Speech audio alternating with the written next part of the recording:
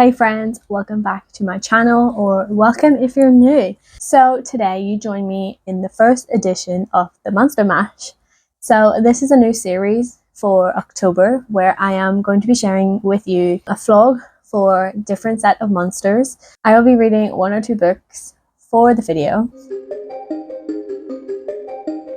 So today we will be sinking our teeth into two incredible werewolf-based stories. So these two incredible novels explore the dark, the mysterious, and the monstrous in all of us. And those are the themes that we were going to discuss in this video. And we will be discussing Such Sharp Teeth by Rachel Harrison and Cycle of the Werewolf by Stephen King. So I've read both of these books and they are completely different from each other, but they do follow the premise of transformation, and they both delve deep into the dark and mysterious themings. Both of these books use the werewolf transformation myth or trope as such to explore themes of transformation, identity, fear, and survival.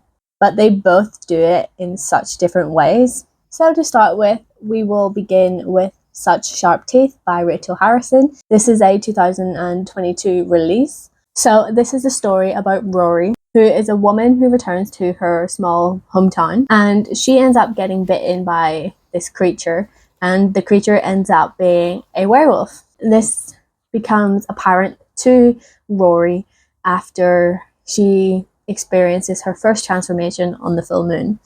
And so this story, we follow her learning to cope with being a werewolf, what it means, and a lot of other issues, should we say, that she has to face. And Rachel Harrison doesn't use Rory's transformation as just the transformation. She's using it as a metaphor for women and girls who experience trauma and the really harsh expectations that society place on women. So it delves deep into the female experience in society. I didn't expect this book to really delve deep into that theming. So there is a lot based on the female experience and the horrors that exist when our bodies transform as well. So I really love the use of that metaphor for the experience that women and girls go through in society.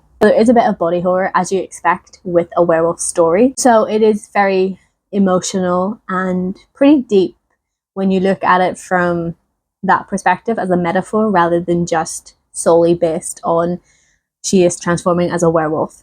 But yes, I give Rachel Harrison such high praise for being able to see the werewolf's storyline and use it as a metaphor for the experience. The book tackles how we cope with trauma and really how those experiences shape us. The use of the werewolf is mirroring Rory's actual struggles in her own life as a woman, and how there is such pressure for her in order to maintain this beautiful complexion and the beauty standards that she is facing. And obviously that is used as a metaphor for what women are faced with in everyday society. So I went into this book thinking it was going to just be a werewolf story, and we were learning about the effects that happen when you are bitten and you transform every single month, the agony and the pain of that. But when you look into it, it's so interesting because of all of those reasons that I just mentioned. It is more than just a werewolf story, and I think that that's just a clever way of writing. The book is about healing, it's about acceptance, it's about finding strength in yourself, being able to transform yourself, finding that strength to be able to accept the fact that you have claws and fur, but also that can be taken as advice for living in the actual world. You can learn to accept yourself as who you are and healing your inner child from any trauma that you have. I think this book definitely has a lot of underlying themes and a lot of interesting points that you can take from this book, and it's just so fascinating to read. I've really enjoyed delving into her usage of the werewolf and how she has written the werewolf in the story, and how it's not just about being a monster, it's about learning to accept yourself as that monster, or learning to adapt and ensure that you don't cause issues for other people. So I thought this was an incredible read, and I think anybody should pick this up. It is a good werewolf story, even though the main underlying theming doesn't center around just being a werewolf. There's much more depth to the story.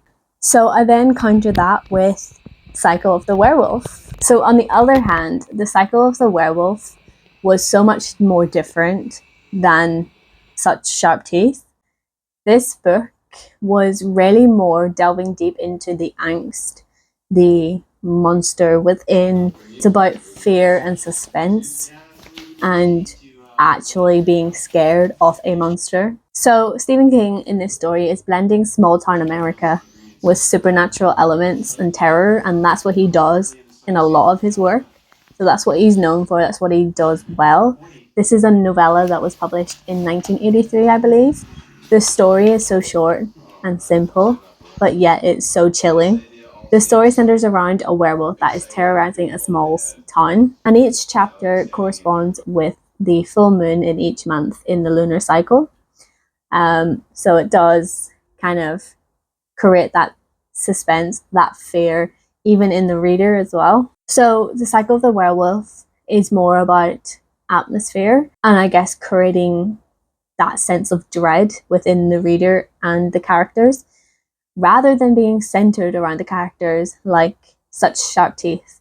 This is really about creating a sense of unease and the creeping dread that builds with each full moon. So, like I said, Stephen King doesn't use it as character building, but yet is creating this sense of fear. He's using the werewolf as a symbol of like the monster within us. So it's about fear. It's about the fear of the unknown.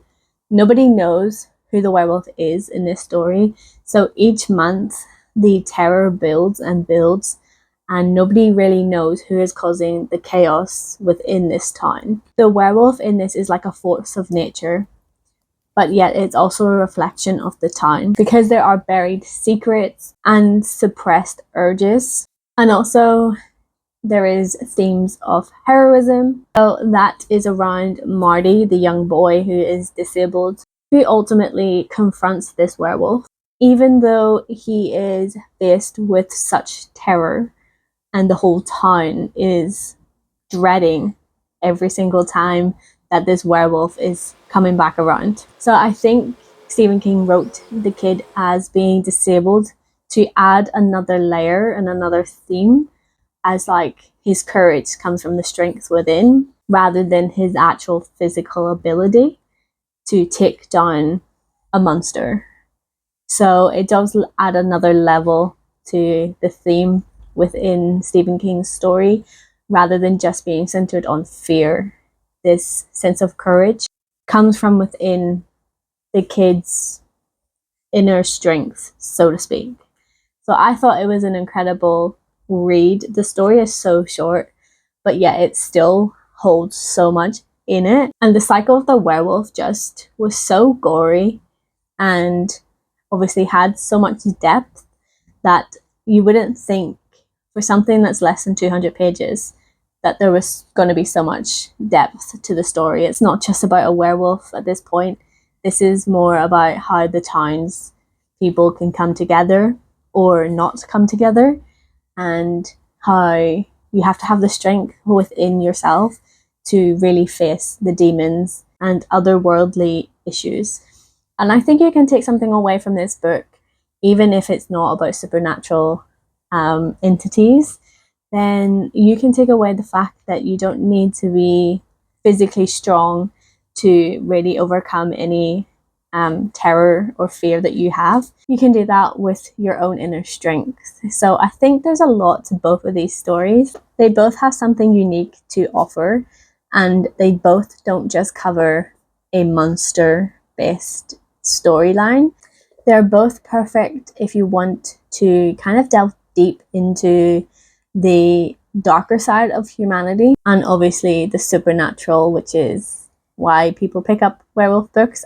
But both of these books should remind us that werewolves aren't just about monsters, they're about transformation of the battles that we face, the inner demons, and that we can overcome anything. So let me ask you a question. Which one are you going to pick up first? Do let me know in the comments as well what other werewolf stories you think I should check out. And don't forget to like and subscribe. I want you to come back to see my other monster videos as well this month. I will be putting more out later as well. So do stick around if you're interested in the Monster Mash series. And remember, keep your pages turning and embrace the darkness. Bye!